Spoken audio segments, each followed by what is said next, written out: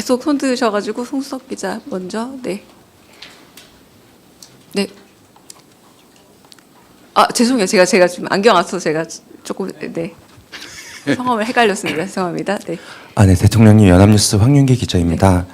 그 성명에서 말씀하신 것 중에 정의로운 통합이라는 단어가 눈에 띄었는데요.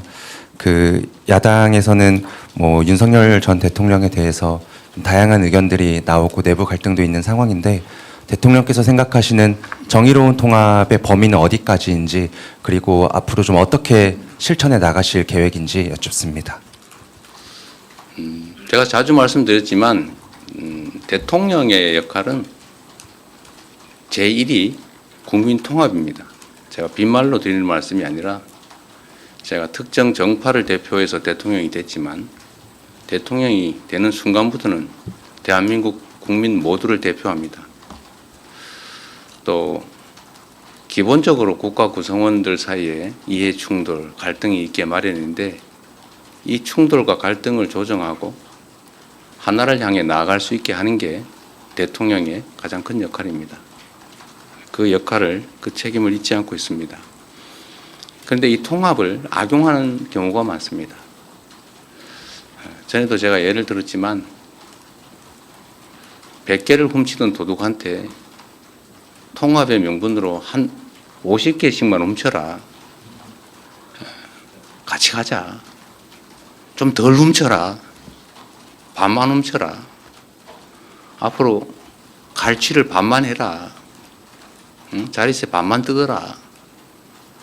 이렇게 하는 게 통합은 아니죠. 그러나 또 그들 역시도 우리 구성원들이기 때문에 교화하고 또 제재하고 함께 가야죠. 제가 말씀드리는 정의로운 통합이란 정의와 상식에 기반한 법률과 또 도덕에 기반한 모두가 동의할 수 있는 구성원들이 함께 가는 것입니다. 근데 이 통합을 자꾸 악용해가지고 우리의 악행을 밤은 용납해 줘야 되지 않냐. 일단 벌어진 일인데 다 덮고 가야지. 앞으로 우리가 뒤에서 하는 거는 그때 가서 또 따지고 이런 경우가 있습니다. 이건 통합이 아니죠. 아까 말씀드린 봉합입니다. 그래서 제가 정의로운 통합이란 봉합 아닌 통합을 말하는 것이다. 국민 눈높이에 맞는 국민이 동의할 수 있는 그런 공통의 지향점을 가지고 수용할 수 있는 범위 내에서 함께 가자. 그런 뜻입니다. 자꾸 악용하는 경우가 많아요. 그 좋은 말은 자꾸 악용하는 경우가 있는데 이 정의라는 단어가 참 오염이 많이 됐습니다. 요즘은 그 오염이 조금은 거치고 있는 것 같아요. 그래서 제가 정의로운이라는 표현을 썼는데 여러분 다 아시겠지만 가장 부정의한 자가 가장 정의라는 말을 많이 썼습니다. 전두환이죠. 정의사회 구현. 자신이 가장 부정의했는데 국민들에게 정의사회를 외쳤습니다. 그래서 사람들이 정의를 하고 하니까 그 정의가 아닌가 보다라고 해서 단어가 오염됐죠. 통합도 마찬가지입니다. 통합은 원래 그런 뜻이 아니죠. 제대로 된 통합을 하자 그런 의미입니다. 네. 네. 네.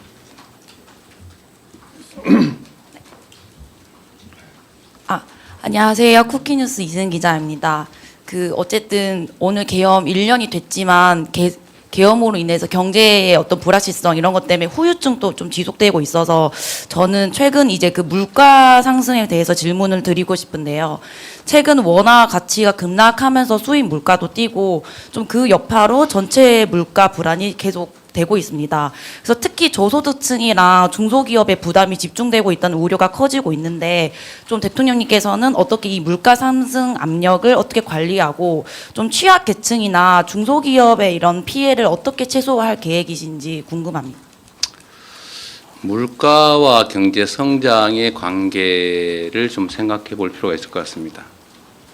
가장 나쁜 것은 경기 침체 중에 물가가 오르는 것입니다. 그게 종전 정부에서 이번 전반기까지 있었던 일이죠. 그에 비하면 지금 물가는 꽤 안정된 편입니다. 근데 지금 경제가 상당히 빠른 속도로 회복되고 있습니다. 지난 1분기에는 마이너스 0.2%의 소위 역성장, 경제 축소를 경험했습니다. 그 와중에도 물가는 오르고 있었죠. 근데 지금은 아주 빠른 속도로 이제 후반기가 되면서 경제가 회복되고 있습니다. 지금 예측 최종 성장률이 1%라고 하니까 아마 후반기에만 해도 거의 1몇 퍼센트 후반 이 정도의 아주 급격한 회복세, 상대적으로 보면 회복세를 보이고 있기 때문에 아무래도 물가에 상승 압력이 되지 않을까 생각이 듭니다. 뭐 환율 문제도 있고 또 주가 문제도 있고 아주 복합적이어서 저희가 면밀히 상황을 주시하고 가능한 대책을 수립 중이고 또 일부는 집행 중입니다. 종합 물가는 지금 언제 어느 정도인가요? 2.1%. 연간으로 2.2%. 2.1%죠. 그러니까 전체로 보면 그렇게 고물가는 아닌데 지금은 이제 상황이 급변하다 보니까 체감 물가가 상당히 높을 수도 있고 또 그게 우리 국민들한테 큰 고통이 될 수도 있기 때문에 치밀하게 잘 대처하도록 하겠습니다. 네. 정말 마지막 질문으로 이제 두 분밖에 없는데 두 분 하세요 그냥. 네. 먼저 김경록 기자 먼저 하시고 네. 네, 대통령님 뉴시스 김경록입니다. 공교롭게도 오늘이 취임 6개월 되시는 시점입니다. 인수위 없이 출범한 정부여서 회복과 정상화를 자주 언급하셨고 오늘 내란 청산 의지를 밝히신 것도 그 맥락으로 읽히는데요.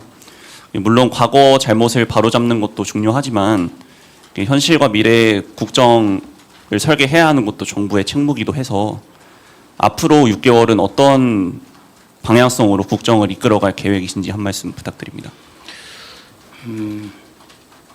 우선 이 말씀을 드리기 전에 버뜩 생각나서 그런데